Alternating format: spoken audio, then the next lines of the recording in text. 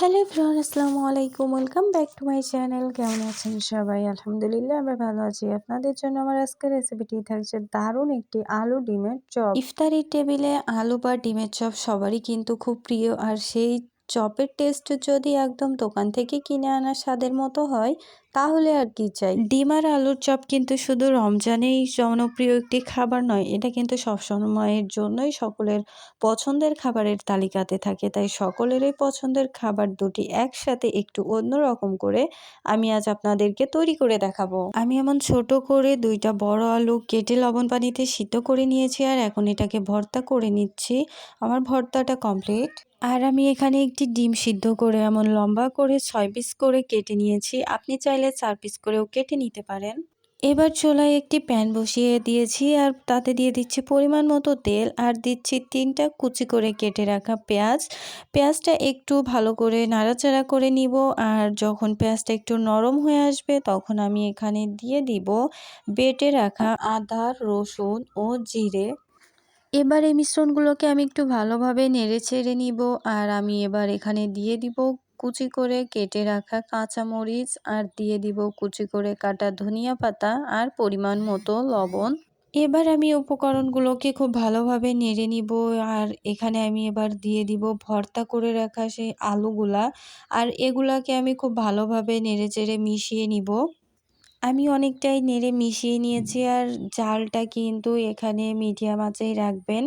আর এই পর্যায়ে আমি এখানে দিয়ে দিব হলুদ পরিমাণ মতো, আর দিয়ে দিব 1 চামচ মরিচের গুঁড়া। এবার আমি 5 মিনিটের মতো মিডিয়াম আঁচে এই আলুটাকে একটু নেড়ে চেড়ে নিব, আর এই তো আমার পুরটা প্রায় হয়ে আসছে।